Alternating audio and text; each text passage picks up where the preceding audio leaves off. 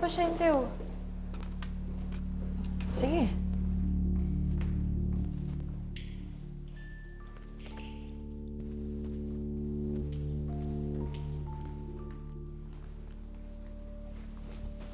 Andun si Zoe.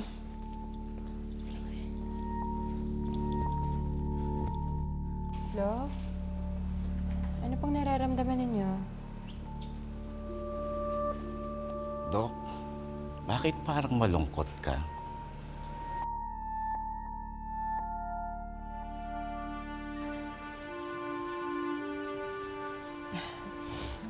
Pagod lang po sa trabaho. Pagod sa trabaho. Alam mo, ganyan-ganyan din yung apo ko. Grabe magtrabaho yun.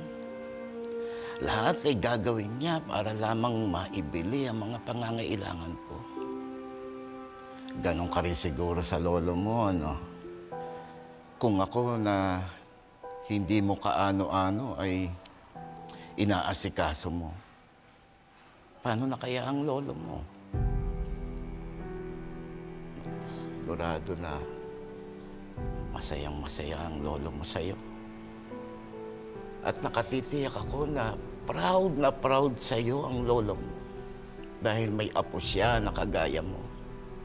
Mahal na mahal mo ang lolo mo, ano? Pero hindi lahat ay maswerte sa apo. May kaibigan ako na minamaltrato siya ng apo niya. Andun na, kinakandado siya sa kwarto, ginagaapos siya. Ay, bakit kasi may mga masasamang apo? Alam mo, kaunti na lang ang natitirang oras namin dito sa mundo. Ang dinadalangin ko na lamang ay maging masaya at punong-puno ng pagmamahal ng pamilya. Dahil kaunti na lang ang oras namin. Ito na lang natitirang buhay namin bago ako mamatay.